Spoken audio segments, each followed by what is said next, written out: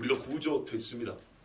자기들이 기술이 좋아가지고 상륙한 게 아니고 하나님이 구조를 해줬습니다. 배가 파손됐는데 거기서 살아남는 것이란 건 정말 어렵고, 파손된 배가 정말로 그 완만한 경사진 해변에 이 사람들을 그 앞에까지 데리고 가서 파손했다. 이거는 만에 하나 있을 법한 일 정도. 굉장히 어려운 이야기입니다. 자, 구조됐습니다. 사람들이 분명히 와가지고 어떻게 해요? 끌어주기도 했겠죠.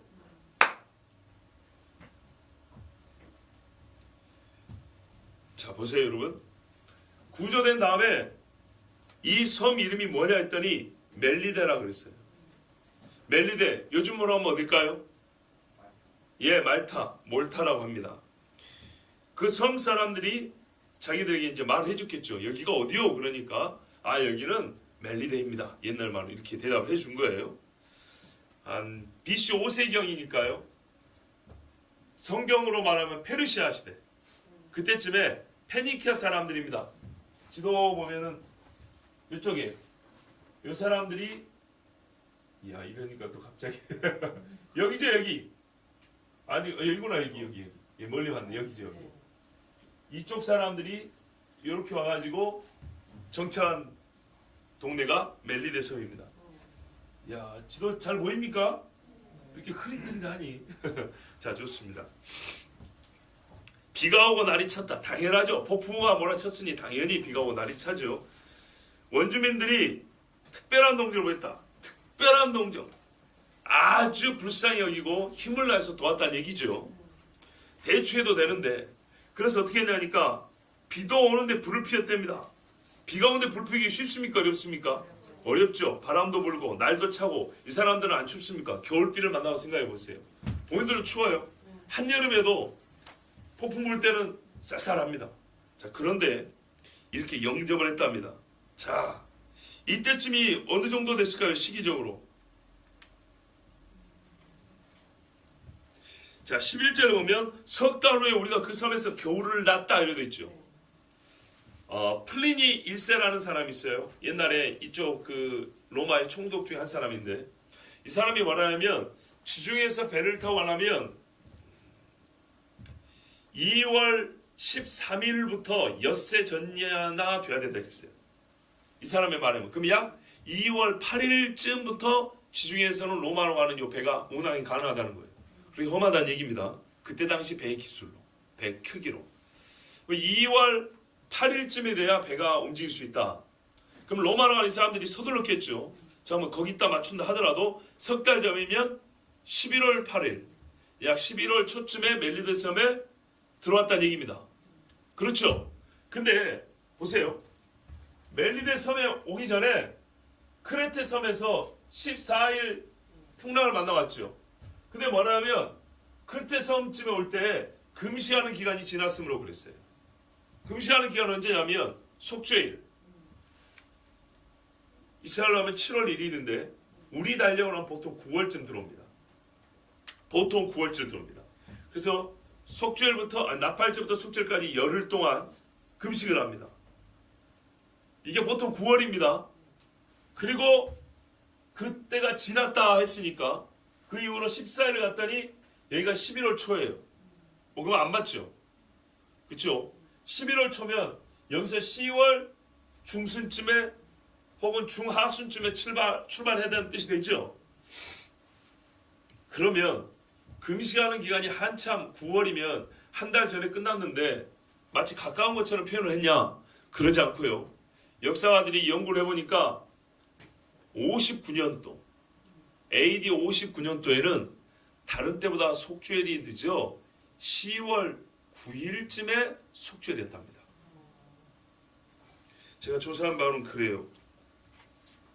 그래서 10월, 그렇죠. 맞아요. 10월 5일.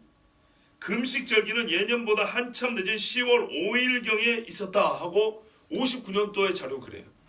그러면 10월 5일에 속죄일이 있었다면 속죄일이 금식하는 기간 지났다 그랬으니까 10월 한 중순쯤에 그래요. 요 근방에 와서 여기서 이렇게 지나고 다시 출발하자 이렇게 했으면 11월 초에 멜리데 섬에 오게 되는 거는 말이 되죠.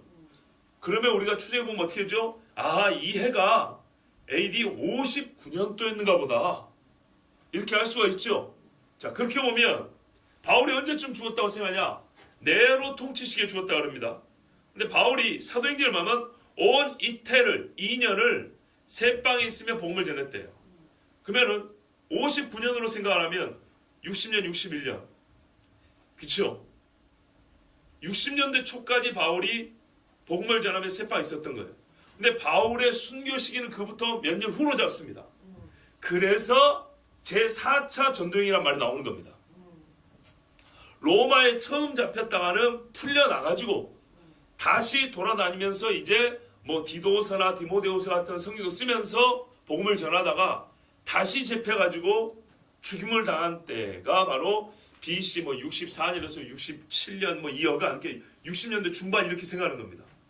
그 몇 년 동안 바울이 4차 전도행을 갔다라고 말하는 이유 혹은 근거가 그래서 나오는 겁니다. 맞죠?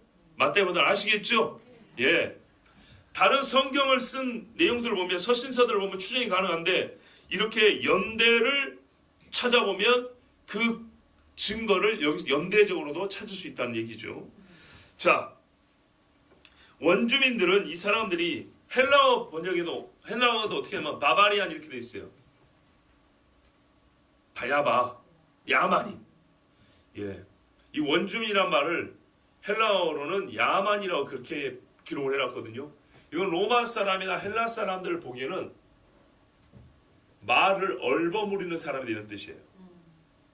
말을 똑바로 못하고 중얼중얼한단 말이에요. 무슨 말이냐면 헬라 말을 못한다는 뜻이에요.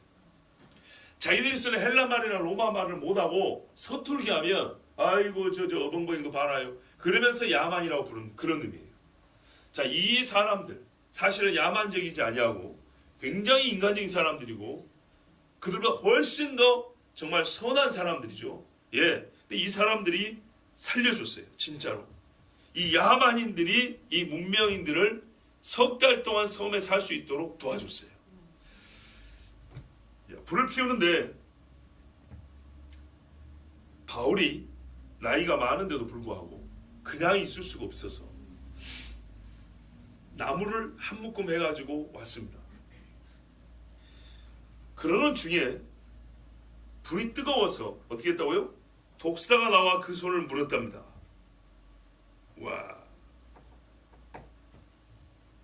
그러니까는 이 야만인들도 비를 맞고 와서 물 닦아주고 먹을 거 해주고 불 피워주고 하는데 미안해서 뭐 로마 사람들이니까 로마 시민이니까 그래 너희 야만인들 우리 성경에 글 쓸 수 있는데 바울은 그러지 않냐고 자기가 나무를 뭐 하다가 불을 뗐는데 하필 여러분 나무가 얼마나 많다고 그 속에 있는 독사를 못 봤을까요? 그렇죠? 뭐 나무를 옛날에 한지게 해와야 그 속에 독사가 들어있는지 모르지 손으로 이렇게 하나를 안고 그 독사인지 몰랐을까요? 몰랐대요. 어디 숨어 있었는 모양이죠. 가끔 이런 경우 있어요. 나무 속에 들어있는 경우 있어요. 풀숲 사이에. 예. 근데 얘가 와서 물었대요. 여러분 믿습니까? 아니 살아난 거 말고 물린 거 믿냐고요.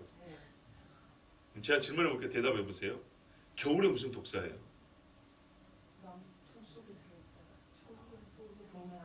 고향이 어디세요, 집사님? 겨울에 뱀이 나무 속에 들어가서 잠잡니까?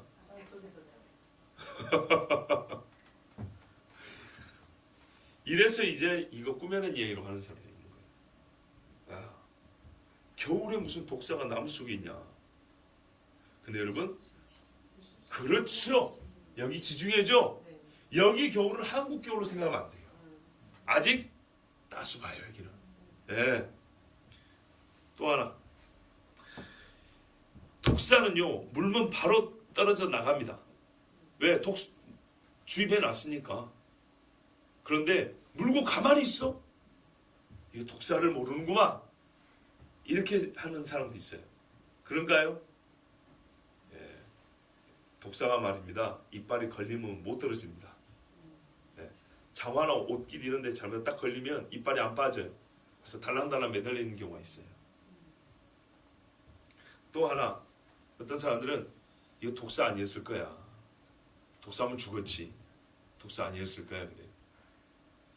그래서 제가 그 사람들한테 하고 싶은 말이 있어요. 네가 멜리데 사람이냐? 그 동네 사람들이 다 독사로 하는데 지가 보지도 않고 독사가 아니었을 겨 이게 뭐예요 도대체? 이게 왜 무슨 말인지 아세요? 기적을 믿고 싶지 않은 거예요. 기적. 하나님의 초자연적인 능력을 믿고 싶지 않으니까 이런 구차한 이야기들을 해내는 거예요. 자 여러분 살모사가 어떻게 생긴지 모르죠? 살모사 머리가 세모라고 뱀들 봐봐 다 세모 비슷하게 생겼어요. 네모 뱀 대가리 하나도 없어요. 네? 그죠? 동물원 가서 봐봐요. 안 보이면 거짓말인가? 어디 동그랗고 네모난 머리 어디 있대요? 사람 머리도 위에서 보면 이 앞으로 좁아 거의 세모처럼 보이는데 살모사 구분하기 쉽지 않아요. 일반적으로. 네.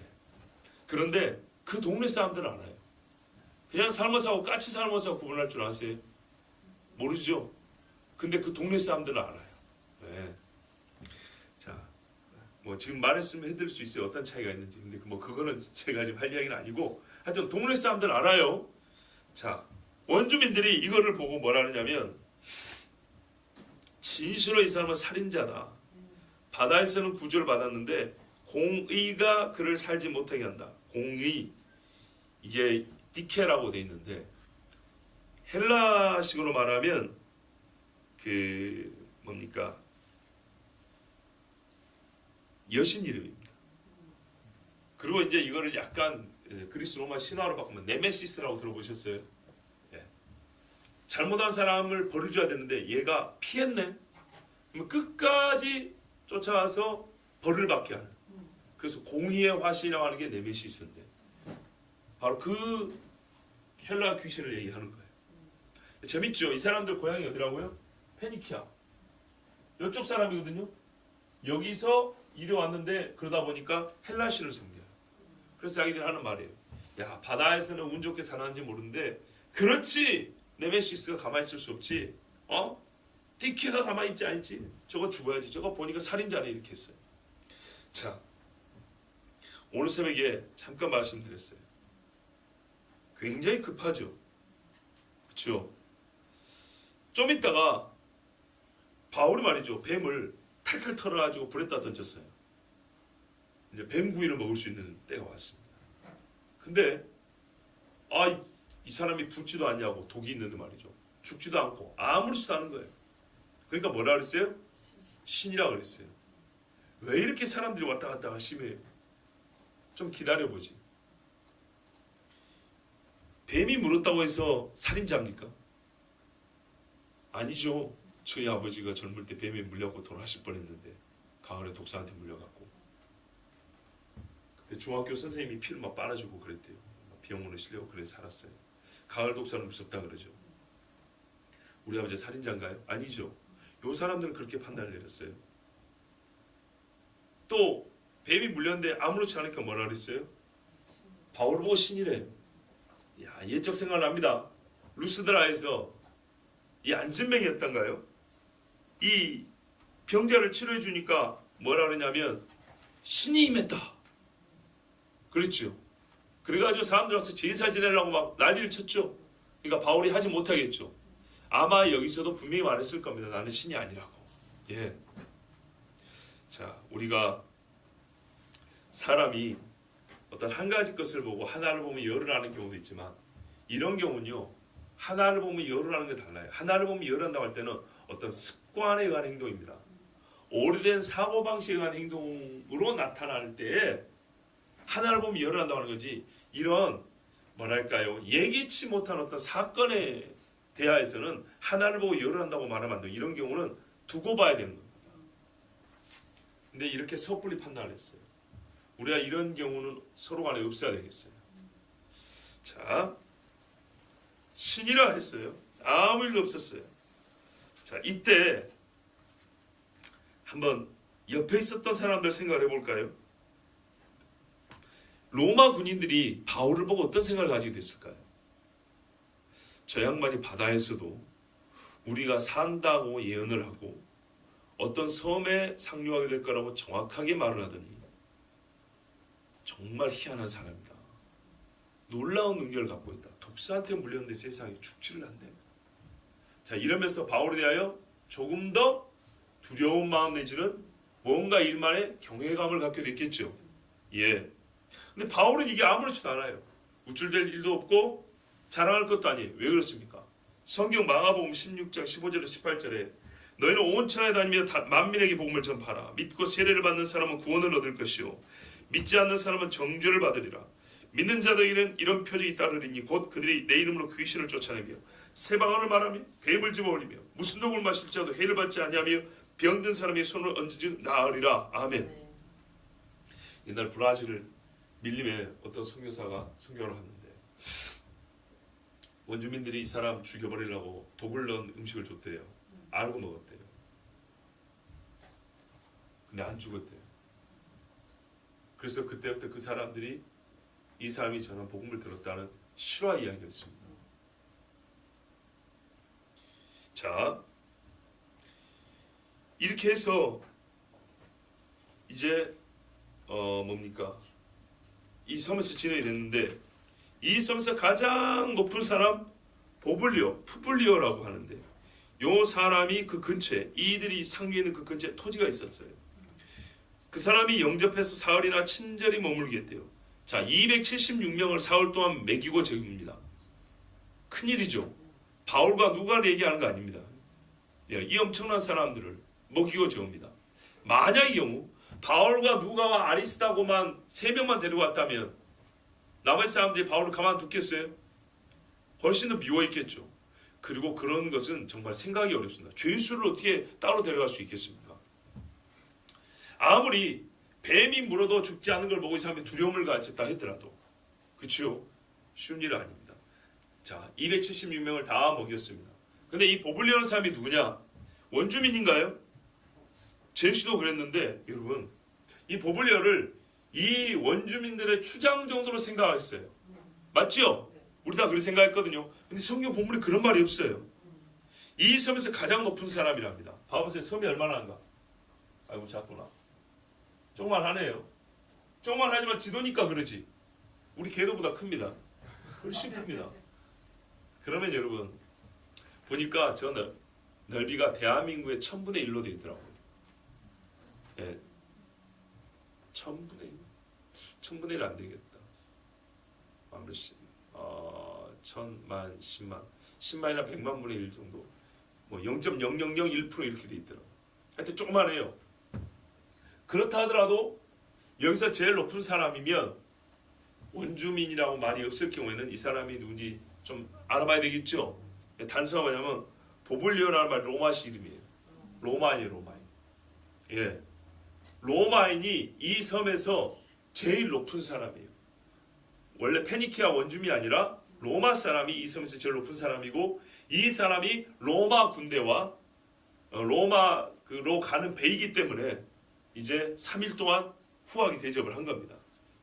그리고 바울이 이 독사한테 물려도 죽지 않는 걸 자기도 들었겠죠. 하여튼 이리저리 해서 이 사람들을 대접하는데 마침 보블리오의 부친이 열병과 이질에 걸려 누워 있었답니다. 세균성 이질인데요.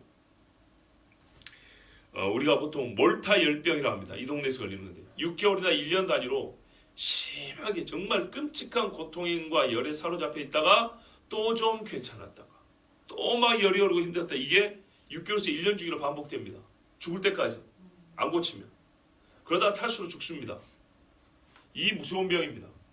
이 병을 바울이 들어가서 그 집으로 안에 들어가서 기도하고 그에게 안수해 낫게 하며 하나님께 기도하고 그 다음에 안수를 했어요. 그래서 나았답니다. 오 주여 할렐루야죠. 이게 왜 더욱 할렐루야냐면 바울이 지금 죄수 신분으로 있는 상황이잖아요.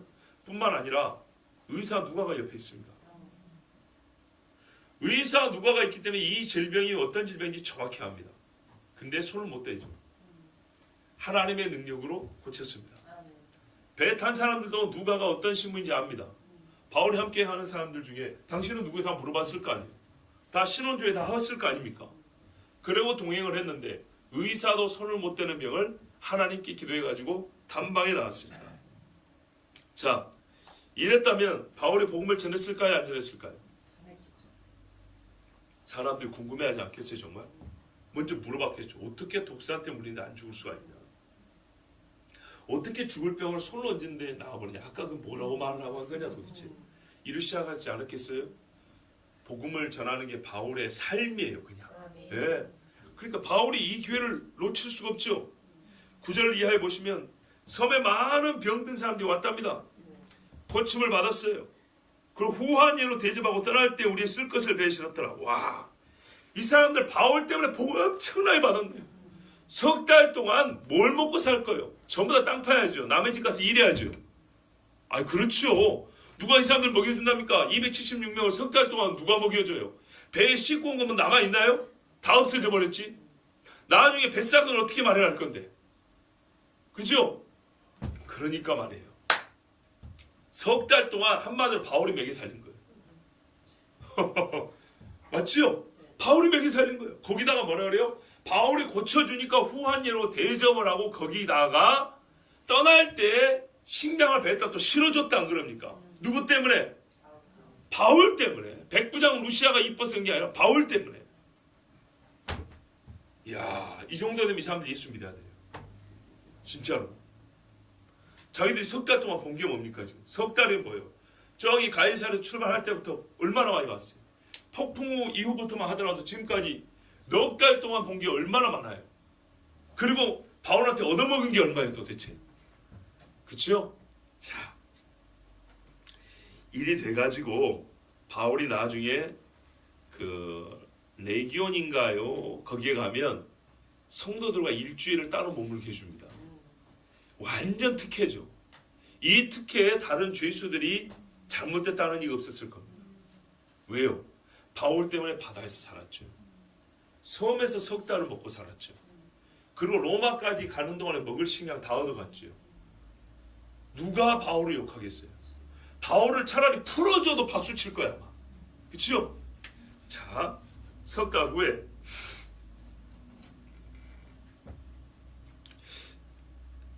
또 이렇게도 생각해 볼 수 있어요. 이 선장과 선주가 있었지 않습니까? 백부장도 있고. 이 사람들은 반면에 굉장히 부끄러웠을 거예요. 그렇죠? 쓸데없는, 아니 부끄럽다고요. 질투의 문제가 아니고 자기들이 배를 잘 안다고 잘난 체 했어요. 그러다 바다에서 다 잃었어요. 죄수 주제에 이랬는데 죄수가 지금 거기서부터 지금까지 생명을 얻고 더 풍성히 얻게 해주고 있어요. 이 부끄러움만 알아도 은혜입니다. 석 달 후에 우리가 그 섬에서 겨울을 났어요. 여기서 우리가 중요한 걸 한번 생각해 보고 싶습니다. 우리가 지금 벌써 여정이 사도행전 탐독을 시작한 지 넉 달이 넘었죠. 네. 우리 지난 여름 수련 때부터 했으니까. 그때 무슨 이야기가 가끔 있었냐면 바울 고생한 이야기 다음에 치료하는 부분이 있었어요. 그렇죠? 매를 많이 맞고 크게 앓고 있었고 어디서는 휴식이 필요한데 그걸 못 얻고 가고 뭐 이런 거 있었죠. 이 석 달 동안 바울이 얻은 게 있다면 휴식이에요. 휴식. 바울의 몸은 엄청나게 많이 지쳐있는 상태입니다. 2년 동안 감옥에 있었어요. 심적으로도 많이 지쳐있어요. 물론 우리가 결과적으로 말하는 거지만 겪는 바울은 2년 내내 하나님의 때가 있을 거야 이렇게 2년을 버틸까요? 아니죠. 올라갔다 내려왔다 올라갔다 내려왔다 하는 거예요. 하나님이 나를 버리셨나 했다가 아니야. 어느 날 꿈에 막 하나님의 역사가 나타나면 그래 다시 힘을 얻고 있다가 또 어느 날 막 몸이 아프고 쑤시고 주새끼들 돌아다니고 하면은 친구들도 안 찾아오고 혼자 떨어져 있다 생각하면 어떻게 할까요? 아, 정말 하나님이 야속하다 뭐 이러기도 했을 거 아닙니까? 내가 이렇게 늙어가지고 이제 몸이 이 모양이 돼가지고 어떻게 전도를 할까? 오만 생각을 다 했을 거 아닙니까? 이런 오만 생각이 왔다 갔다 하는 것도 믿음이긴 한데 이게 정돈이 되고 그죠? 어느 일정한 궤도의 안정적인 궤도의 믿음이 올라 있어야 돼. 올라 있어야 지속적인 사역을 할 수가 있어요. 쉼이 필요합니다. 전도서에 재밌는 말씀이 있어요. 범사의 기한이 있고 만사의 하나님이 정한 때가 있다고 그랬죠. 그 말씀에 보면 어떤 게 있냐면 치료할 때가 있고 이런 말씀이 있어요. 바울이 로마에 가면 뭐 하죠? 황제 만나야죠. 그 자체만 하더라도 극도의 긴장입니다. 믿음이 있어서 황제 앞에서 복음을 전한다는 거하고 긴장을 하고 안 하는 거는 조금 별개의 문제입니다. 믿음이 있어서 복음을 전할 수 있지만 긴장 상태인 것은 어쩔 수 없습니다. 수많은 장군들과 높은 원로들이 앉아 있습니다. 로마의 원로원 군인들이 있어요. 여차하면 사자밥입니다. 자, 그런데 그 어마어마한 의리의리한 궁전에서 로마 황제를 대면하고 자기 일을 변론을 해야 됩니다. 쉬울까요? 기도하지 않고 가능할까요? 바울이 엄청나게 기도했을 겁니다. 그런데 그러기 위해서는 사람이 어떻게 해요? 사람은 영육이 하나이기 때문에 육의 안식과 치료가 필요합니다. 바울은 지금 쉼이 필요해요. 이 석 달 겨울이지만 여기는 따뜻합니다. 그래서 석 달 동안 대우도 잘 받았습니다. 본인이 안수하고 다니긴 했지만은 그것이 바울에게는 기쁨이죠. 감옥에 갇혀서 잠만 자라는 것보다 이게 훨씬 더 낫죠. 그러면서 복음을 마음대로 전할 수 있었어요. 그리고 그 복음을 전한 대가로 이 로마 군인들은 지금 먹고 살고 있어요. 누가 뭐라 할겠어요? 얼마나 좋습니까? 이것이야말로 바울이 휴식할 수 있고 치료할 수 있고, 옆에 또 누가가 이제 붙어 있어요. 누가하고 붙어서 같이 다니면서 상처를 싸매어주고 같이 대화하고 자기들끼리 모여서 아리수거나 셈 씻어 기도하고 혹시 그 중에 예수 믿는 사람 있으면 데리고 예배하고 세례해주고 막 했을 거 아닙니까? 이게 바울의 뭐예요? 치료의 시간이에요. 이 힘이 있어야 로마에서도 싸울 수 있는 겁니다. 제가 어느 책을 보니까 이런 말이 있더라고요. 옛날에 히포크라테스라고 인간의 질병이 옛날에 다 그 귀신이 주는 거라고 생각을 했죠. 물론 귀신이 줍니다. 귀신이 사람 뼛속에 들어서 질병도 일으킵니다. 그런데 옛날 미신적으로는 무조건 신이 진노해서 이렇게 봤단 말이죠. 그게 아니고 네가 손 안 씻어서 그래. 네가 안 쉬고 맨날 일해서 그래. 이렇게 말한 사람이 히포크라테스였어요. 그 사람이 뭐라면 치료는 적정한 타이밍이 있어야 되고 이렇게 시간과 기회가 중요하다 이렇게 말했어요. 치료를 어느 때 얼만큼 하느냐. 무슨 말인지 아시죠? 때를 놓쳐버리면 안 돼요. 때를 놓친 다음에 길게 한다고 되는 게 아니고 정확한 타이밍에 적정한 시간을 쉬면서 치료를 해야 된다 이렇게 말했어요. 근데 이거는 하나님이 우리 인간의 몸을 주신 다음에 사람을 관찰한 결과 얻은 지혜입니다. 바울에게는 바로 이 타이밍에 쉼이 필요했어요. 원래는 여기서 쉬어야 되는 거예요. 여기서 겨울을 나야 그랬어요. 근데 사람들 안 들었죠. 자기 고집 부리고 여기까지 갔어요. 가겠다고. 요리 갔으면 어떻게 됐죠? 바울 못 쉽니다. 못 쉽니다. 하나님이 억지로라도 쉬게 해준 거예요. 쉴 수밖에 없게 풍랑을 해서 여기 딱 데려놨어요. 훨씬 환경이 더 좋아요. 예, 훨씬 더 조용하고. 점심 드시고 꼭 환기를 해주세요. 이 재밌는 지도를 보고도 거의 뭐 그냥 삼천층 근처까지 가셨는데 봐보세요. 여기서 겨울을 나자 그랬어요. 바울이 분명히. 그런데 여기서 겨울 났으면 여기서 석 달 가는 거예요. 듣기 싫다. 시간 없어. 바로 간다 그랬어요. 갔습니까? 아니요. 못 갔죠. 빙글빙글 돌다 여기 딱 멈춰놓고 여기서 석 달 쉬어 해버렸어요. 배까지 깨버렸어요. 우리가 여기서 하나님의 섭리를 하나님이 로마로 데리고 가긴 하시는데 바울에게 하나님이 석 달을 쉬게 할 뜻도 정하셨던 거예요. 그러면서 이 섬에 복음화를 주셨고 함께 간 자들도 하나님이 살아계신 증거를 얻게 하셨어요. 자, 이제 알렉산드리아 배. 여기서 처음부터 석 달을 지난 배가 또 있었어요. 여기 알렉산드리아죠. 여기서 이렇게 와가지고 원래 로마를 가야 되는데 여기 와서 처음부터 쉬고 있었던 배가 있어요. 그 배를 얻어 타고 이제 로마로 가는 겁니다. 이 배의 머리 장식 앞부분에 디오수구로라는 큰 장식이 붙어 있었어요. 옛날 그 돛담배 범선들 보면 앞에 무슨 해녀도 있고 해녀란다. 뭐죠? 인어 뭐 인어 같은 것도 있고 무슨 막 그 우상 이렇게 하나 조각해가지고 붙여 다니죠. 요겁니다. 이게 배 이름입니다. 자, 알렉산드리아 배는 알렉산드리아 선정이란 말이고, 여기 그 배의 머리 장식은 디오스구로 이렇게 되는데, 이 디오스구로가 배 앞에 머리 장식이면서 그 배의 이름입니다. 이게 뭐냐면 카스토르하고 폴룩스로 하는데, 그리스 신화의 제우스의 쌍둥이 아들입니다. 얘들이 바다에서 그 선원들을 보호해 준다고, 소위 수호신, 바다의 수호신격으로 달고 다니는 애들입니다. 근데 뭐 전혀 도움 안 되죠? 아무 도움 안 돼요. 꼼짝 못해서 석 달 기다렸다 가잖아요. 파도에서 보호해주긴 뭘 보호해줘. 근데 이 얘네들이 쌍둥이다 보니까 쌍둥이 별자리 있어요, 하늘에. 그 쌍둥이 별자리가 바로 얘네들로 해가지고 이름을 지은 겁니다.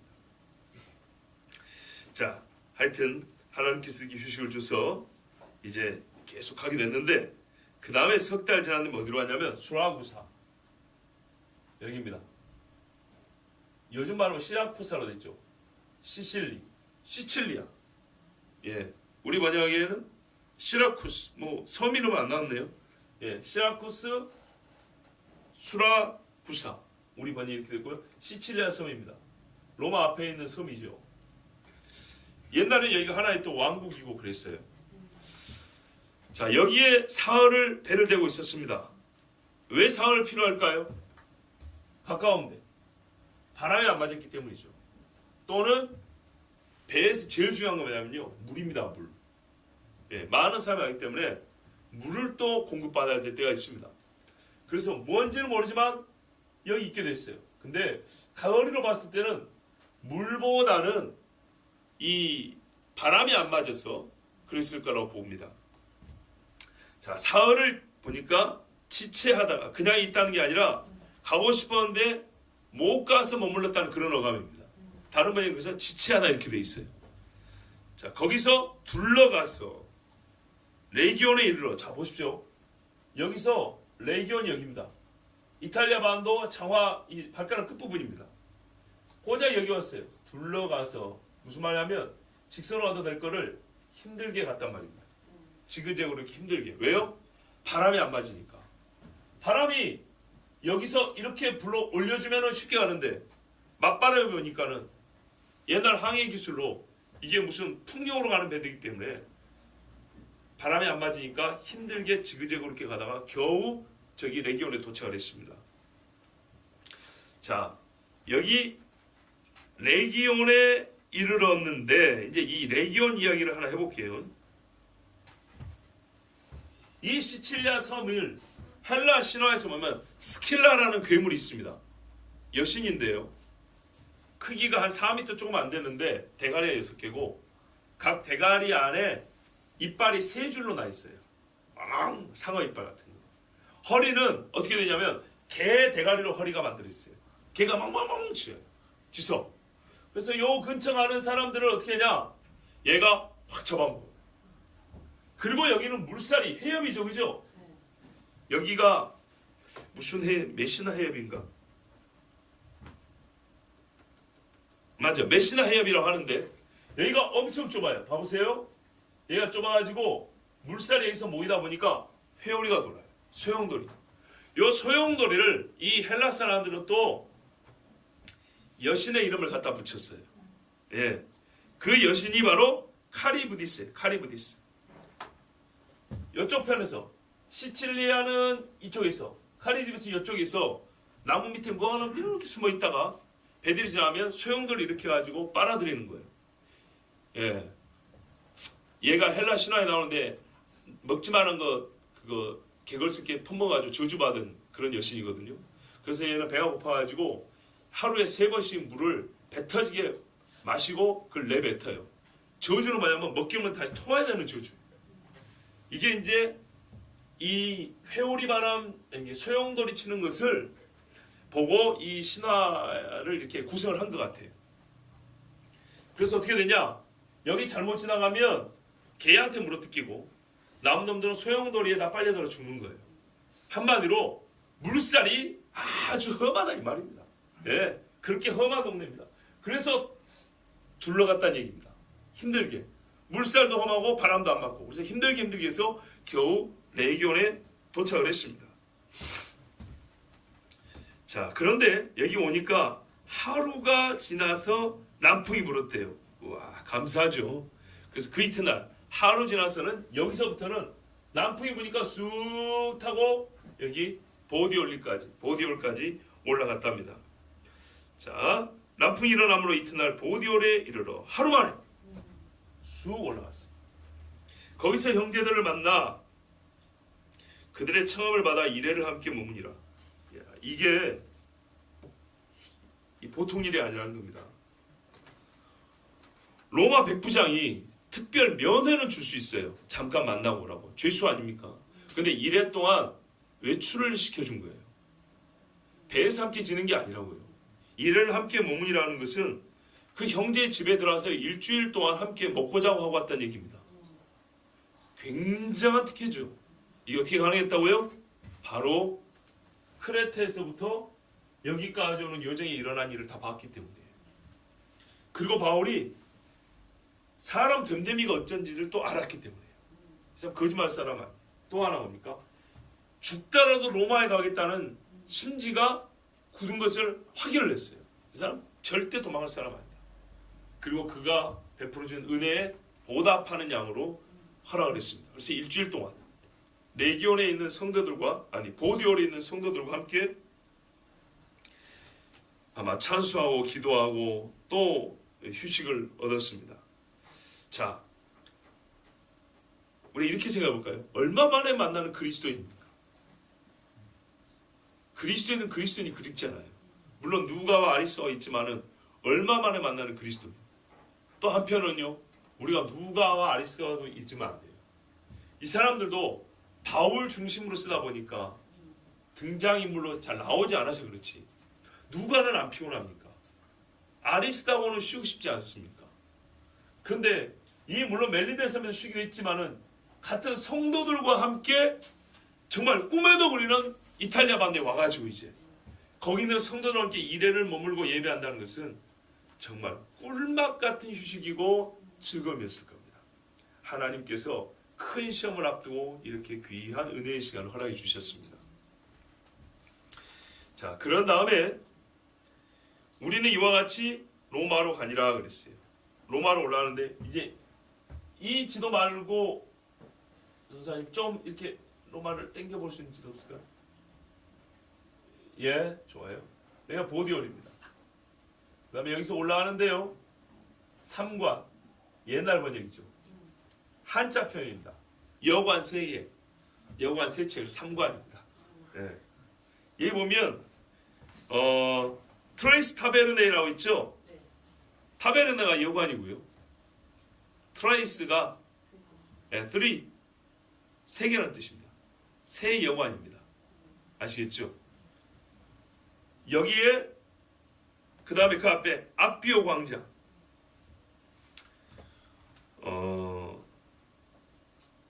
형제들이 그곳 형제가 누구죠?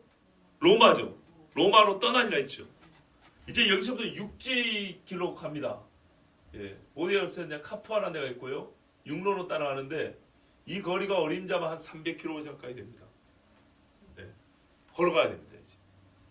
근데 여기 가는데 이미 로마로 바울이 오겠다는 소식을 듣고 그리스도인들이 마중을 나왔어요. 그래서 아비오 광장을 왔어요. 아비오 광장. 여기는 로마로부터 사람에 따라 좀 다른데 64에서 69km 정도 떨어진 곳입니다. 여기도 큰 광장이 하나 있는데 그래서 아비오 광장인데 여기도 숙소들도 있고 그래요. 그러니까 사람들이 중간에 머물러 가는 동네예요. 여기는 아주 열악한 환경으로 유명합니다. 시설이 너무 안 좋아요. 예, 하급 여인숙 같은 막 이런 데. 하여튼 여기까지 형제들이 찾아왔어요. 그 다음에 트레이스 타베르나 여기는 사람에 따라 또 다릅니다. 48km에서 53km입니다. 그러니까 하루쯤 여행하고 그 다음에 묵을 만한 곳이에요. 여기는 그래도 나름대로 시설이 괜찮은 유명한 여관이 3채나 있는. 그래서 3관이라고. 이름도 그래요. 여기까지 형제들 온 거예요. 무슨 말이냐면 아비오 광장까지 온 형제가 있고 이 형제들과 함께 걸어서 트레이스 타베르네까지 갔더니 여기 또 후에 출발한 형제들이 또 와 있는 거예요. 무슨 말이냐? 바울이 여기서부터 로마로 가는데 중간중간에 형제들이 계속 마중을 나오는 거예요. 자, 우리 번역에는 15절에 그곳 형제들이, 그래서 로마의 형제들이 맞으러 왔다고 돼 있죠. 근데 다른 번역이 뭐냐면 거기서부터 형제들이 우리의 소식을 듣고 이렇게 돼 있어요. 맞으러 나오니, 그러니까는 뭐냐면 영접하는 사람의 수가 점점 늘어갔다라는 그런 어감이 있어요. 갈수록 계속 오고 있는 거예요. 먼저 출발한 사람, 그 다음 출발한 사람. 그래서 바울을 일찍 만난 사람, 좀 나중에 만난 사람. 계속 이렇게 바울을 맞아가는 사람을 많이 보고 서로 함께 로마까지 걸어온 거예요. 자, 여러분, 3년 전에 로마서를 써보냈습니다. 시기로 보면 로마의 교회를 세우기를 원하여 브리스길라와 아길라와 아굴라와 함께 여러 형제들을 먼저 보내고 그들의 믿음을 당부하여 로마서를 써보내고 3년이 지났습니다. 3년이 지난 지금 죄수의 몸으로 형제들을 만납니다. 얼마나 감격적일까요? 옛적에 바울한테 배운 제자들이요, 바울과 동행했던 사람들이 브리스길라 아굴라 안 나왔겠어요? 브리스길라 그 여자 성품에 안 나왔겠어요? 아마 그분 성격에는 마차를 끌고 왔을 거예요. 로마군이 허락만 하면 마차에 태워 갈 거예요. 그런데 거기 와가지고 왜 이 모양이 됐냐 하면서 막 세상에 몸이 이게 뭐냐 하면서 먹을 것도 막 해주고 찢겨진 데는 싸매어주고 옷도 막 해주고 막 이러고 갔겠죠. 막 이러고 이제 올라가는데 이게 로마서를 써보는 지 3년쯤 지났을 때 이야기입니다. 하나님이 3년 동안 뭐 하셨나요? 믿음이 없는 눈으로 보면 하나님이 3년 동안 바울을 고생만 시킨 것 같아요. 그런데요, 이렇게 와야 바울이 로마에 올 수 있었어요. 진작 말씀드렸죠. 그냥 일반인으로서는 황제를 만날 수가 없어요. 로마의 복음을 그 높은데, 하나님께서 지금까지는 넓게 외쳤다면 높게 외치게 하시는데 이 높은 곳까지 갈 수가 없었어요. 그를 낮추셔야 높은 데까지 갈 수 있었던 거예요. 로마에서도 봐보세요. 2년 동안 새빵에 가면서 복음을 전했대요. 누가 그런 조치를 취할 수 있습니까? 로마의 사법 당국이 할 수 있는 겁니다. 그렇죠? 로마 교회 형제들이 할 수 있는 게 아니라 로마 행정관들이 할 수 있는 겁니다. 그러면 로마에 있는 사람들이 바울에게 무슨 왜 특혜를 줄 일이 있나요? 그 사람이 뭔데? 로마 시민이라고? 로마 시민이라고 그렇게 할 수 있나요? 아닙니다. 누군가 바울에 대하여 좋은 평을 했기 때문입니다. 누군가 바울에 대하여 신뢰할 만한 그런 점수를 줬기 때문입니다. 그가 누구일까요? 함께 갔던 로마 군인들, 군 대장들, 이 사람들의 말이 전혀 쓸모가 없었을까요? 분명히 바울이 자유로운 몸으로, 물론 감금 상태지만 보초도 한 명이에요. 도망가면 어떻게 할 건데요? 문제는요, 하급심이 아니라 황제에게 상소했기 때문에 황제하고 재판 일정이 잡힌 사람이라고, 결국에는. 근데 황제한테 재판 일정이 잡힌 사람이 없어졌어요. 뭐 황제가 그 사법관 행정관들을 어떻게 하겠어요? 벌을 주겠죠. 자기들 목을 내놔야 돼요. 황제하고 지금 장난하는 것도 아니고. 그런데 이 정도로 믿음을 가지고 바울을 특별하게 한 집에서, 물론 자기도이지만 세러서 그 형제들이 대줬겠죠. 그리고 거기서 보초도 한 명 두고 자유롭게 유대인들도 만나면서 복음을 전할 수 있게 했다. 이거는 이 지중해 로마로 가는 여정이 무익하지 아니하고 바울이 쉴 수도 있으며 함께한 사람들뿐만 아니라 로마에 있는 자들에게도 복음을 전할 수 있도록 하나님이 준비한 예비 작업이었다. 함께 경험을 해보니까 바울을 어떻게 대해야 될지를 알게 되는 겁니다. 이 사람에는 무엇을 허용해줘도 허락해줘도 무방한지 괜찮은지 이것을 알 수 있게 된 겁니다. 그리고 아마 그들 중에도 예수 믿는 사람이 분명히 있었을 거예요. 자, 로마서 1장 9절에서 11절에 이런 말씀이 있었죠. 항상 내 기도에 쉬지 않고 너희를 말하며 어떠하든지 이제 하나님의 뜻 안에서 너희에게 나갈 좋은 길 얻기를 구하노라. 내가 너희 보기를 간절히 원하는 것은 어떤 신령한 은사를 너희에게 나누어 주어 너희를 견고하게 하려 함이니, 그랬어요. 그 소원이 지금 이루어졌어요. 근데 이 말씀 중에 저는 두 문구를 한번 다시 생각해 보고 싶습니다. 너에게 나아갈 좋은 길 없기를 구하노라. 갇히고 조롱당하고 매맞고 파선당하고 쇠사슬에 묶여서 로마에 가는 이 길이 좋은 길입니까? 좋은 길입니다. 바울이 말하는 좋은 길은 평탄한 길을 말하는 게 아니라 합당한 길이었어요. 명분이 있는 길, 이유 있는 길입니다. 너희를 견고하게 하려 함이라 그랬어요. 누가 견고하게 됐습니까? 말씀 보세요. 바울이 그들을 보고 하나님께 감사하고 담대한 마음을 얻으니라. 바울이 견고해졌죠? 이것이 바울에게 필요했던 거예요. 천하의 바울이라도 형제들이 함께하여 담대한 마음을 얻는 일이 필요했던 거예요. 이 형제들은 바울을 보고 견고하게 됐을까 안 됐을까요? 만신창이가 되어 있는 스승이요 동역자를 보고 견고하게 안 되면 이상하죠. 이 로마의 성도들도 3년 만에 편지 쓰고 본 바울, 진짜 어떤 사람은 5, 6년 만에 수년 만에 본 바울의 모습을 보고 슬퍼하면서도 지키지 않게 감사하고 그들이 겪는 고난에 대하여 원망하지 아니하고 더욱 힘을 얻고 나중에 사자밥이 되더라도 믿음을 지켰을 거예요. 그들은 바울의 소원대로 바울을 보고 견고함을 얻고 바울은 선한 뜻을 가졌죠. 하나님은 뿌린 대로 걷는다 했죠. 바울 본인도 이 형제들을 보고 담대함을 얻게 됐어요. 그래서 하나님께 함께 감사하고 예배하니 얼마나 아름답습니까? 하나님은 환난을 사용해가지고 고난을 사용해가지고 하나님의 뜻과 의를 이루시는 분입니다.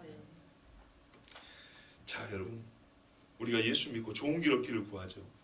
꽃길입니까? 아스팔트 길입니까? 아닙니다. 하나님의 말씀이 움직이는 길입니다. 하나님의 말씀이 놓여있는 그 길이 우리에게 좋은 길입니다. 그 길에는요 세상이 주지 못하는 평안과 쉼이 있고요, 싸움이 있지만 그 싸움이 힘들지만 승리가 보장되어 있는 길입니다. 지금 혹시 이 바다에서 힘들게 뛰놀다 할지라도, 바다가 뛰놀아서 힘들다 할지라도 하나님 원망하지 마시고 주께서 뜻하신 말은 반드시 이루어진다는 믿음을 갖고 싸우시길 바랍니다. 물론 우리는 이 지금 권면이나 이 저의 원함이 여러분 아멘한 그 말씀이 실제되려면 우리는 바울 같아야 합니다. 바울과 같은 하나님의 사람이어야 합니다. 바울과 같은 하나님의 사람에게 일어난 일입니다. 바울에게 일어난 일입니다. 하나님을 바울처럼 섬기는 사람에게는 이런 일이 일어납니다. 다니엘이 사자로 갔더니 사자가 입을 다물었지요. 어떤 그리스도인에게 하나님이 이런 일을 해주냐? 다니엘 같은 사람에게 해주는 겁니다. 네. 다윗이 일생에 사울에 도망다녔는데 안 죽었죠? 안 잡혔죠?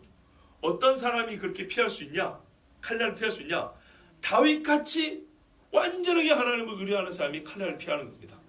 예, 다윗 같아질 생각을 먼저 하셔야 되고 바울처럼 주님을 따를 생각을 먼저 하셔야 합니다. 그렇게 하시면 반드시 하나님께서 바울처럼 사용하시고 바울처럼 보호하시고 바울을 통하여 뜻을 이루신 것처럼 하나님이 나를 통하여 주의 뜻을 이루십니다. 기도하겠습니다. 함께 기도합니다. 하나님 아버지,